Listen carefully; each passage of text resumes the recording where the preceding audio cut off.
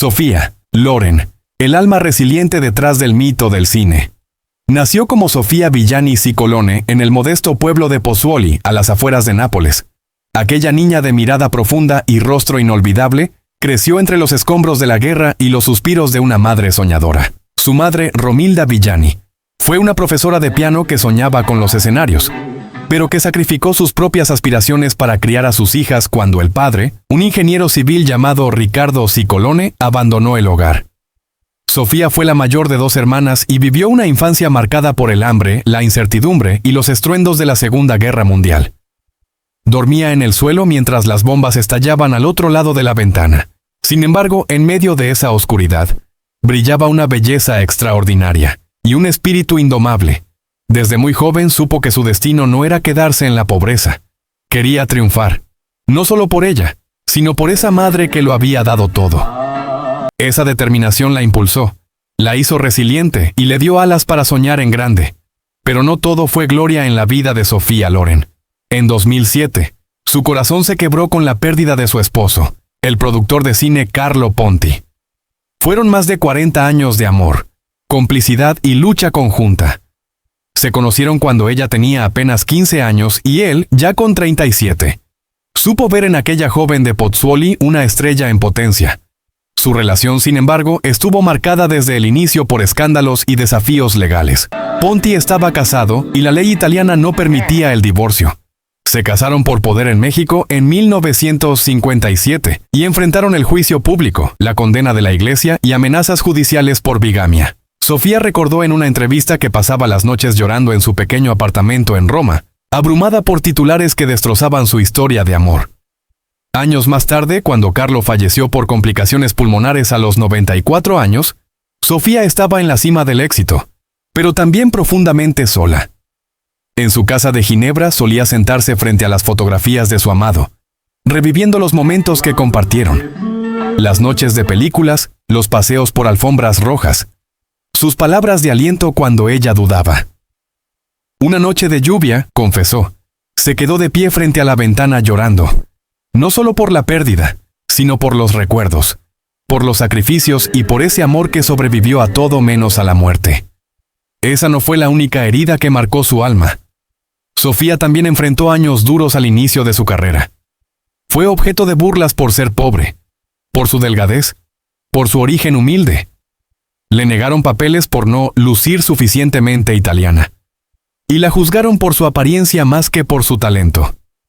Pero el dolor más agudo llegó en los años 60, cuando sufrió 2 abortos espontáneos que la sumieron en una profunda tristeza. Recuerda haber estado acostada en la cama del hospital, mirando al techo, convencida de que jamás lograría ser madre, un sueño que la acompañaba desde la niñez. Finalmente, en 1968 y 1973, nacieron Carlo Jr. y Eduardo, los hijos que tanto había anhelado. Su carrera comenzó en 1950, empujada por la insistencia de Romilda, quien la inscribió en un concurso de belleza en Nápoles. Aunque no ganó, llamó la atención por su carisma deslumbrante. Su primer papel en Quo Vadis fue modesto, pero su presencia ante la cámara no pasó desapercibida. Nerviosa, olvidó sus líneas, hasta que una mirada lejana de su madre le devolvió la confianza. Fue entonces cuando decidió no mirar atrás. Se convirtió en Sofía Loren, guiada por Carlo Ponti, y comenzó su camino hacia el Olimpo del cine mundial. Una vida de lágrimas, gloria y coraje. La historia de la inolvidable Sofía Loren.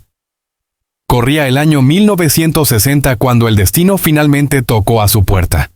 Sofía Loren, con su mirada profunda y alma napolitana, interpretó a Cecira en Dos mujeres, bajo la dirección del legendario Vittorio De Sica. Fue ese papel, el de una madre que protege con uñas y dientes a su hija en medio de los horrores de la guerra, el que la catapultó al firmamento de las estrellas. 2 años más tarde, en 1962, Sofía hacía historia. Ganaba el Oscar a la mejor actriz, convirtiéndose en la primera persona no angloparlante en recibir ese galardón. Pero, irónicamente, ese momento de gloria no lo vivió en Hollywood. Se encontraba sola, en una habitación de hotel en Italia. Cuando escuchó su nombre desde la televisión, lloró. No por tristeza, sino por la profunda emoción de saber que años de lucha y sacrificios habían dado fruto. Desde ese día, Sophia Loren no solo fue una actriz, se convirtió en un símbolo internacional. La vimos brillar en Hollywood junto a figuras como Cary Grant en Orgullo y Pasión, 1957, en Houseboat, 1958, y más adelante en Matrimonio a la Italiana, 1964, acumulando premios como el Globo de Oro y el prestigioso David di Donatello. Pero como toda gran historia, también hubo sombras.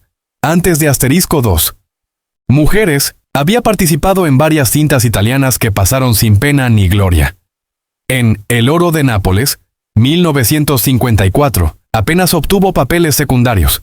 Después de uno de esos fracasos, confesó haberse sentado sola en su apartamento en Roma, llorando, temiendo no ser nunca más que una sombra frente a otros actores de su generación.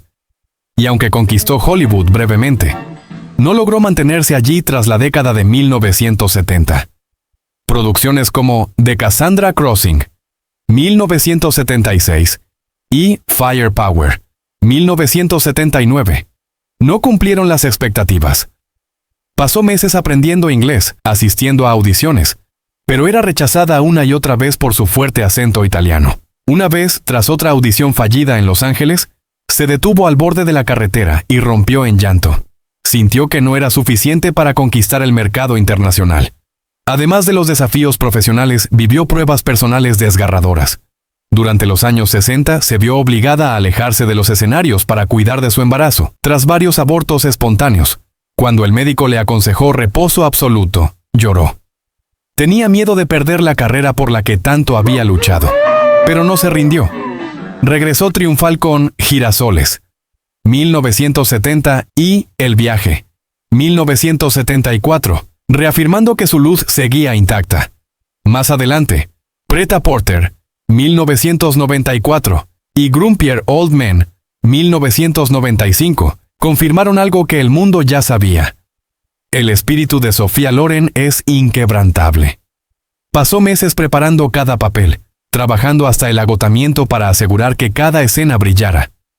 Cuando escuchó los aplausos del público en los estrenos, lloró otra vez, esta vez de orgullo.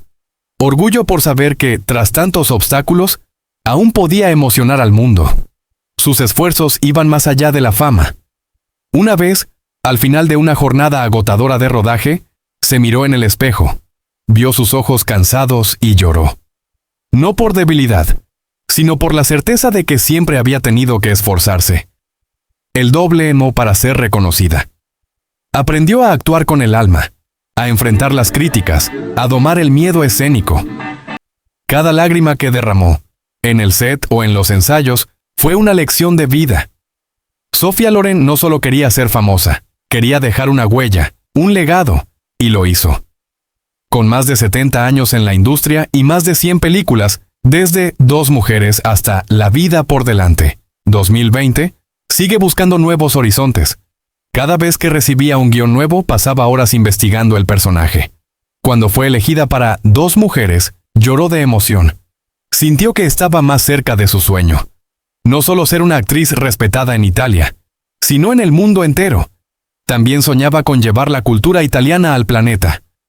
Como hija de Nápoles, ponía el alma, la fuerza y el calor del sur de Italia en cada papel. Hay historias que se escriben con tinta invisible, pero que laten con fuerza en cada mirada, en cada aplauso, en cada lágrima. Esta es una de ellas. La historia de una mujer que, desde muy joven, entendió que el arte no solo se actúa, también se vive. En una entrevista confesó algo que pocos sabían. Durante la ceremonia de los Oscar de 1962, aunque no estuvo presente físicamente, se sintió tan profundamente conectada con lo que ocurría en ese escenario que rompió en llanto. No por tristeza, sino porque sintió en lo más profundo de su alma que los sueños de su juventud comenzaban a tomar forma. Cada reconocimiento que recibió, el codiciado Oscar, los 7 Globos de Oro y el César honorífico, no fueron para ella simples trofeos, fueron huellas marcadas en su camino como artista. Pero entre todas las metas que se propuso, hubo una que siempre consideró la más desafiante: ser una madre amorosa y una esposa orgullosa.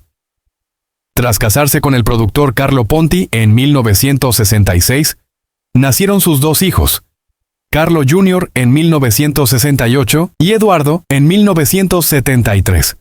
Desde entonces se esforzó incansablemente por equilibrar la pasión por su carrera con el amor a su familia. Una vez, rompió en llanto al regresar de un rodaje y descubrir que se había perdido una presentación de piano de su hijo.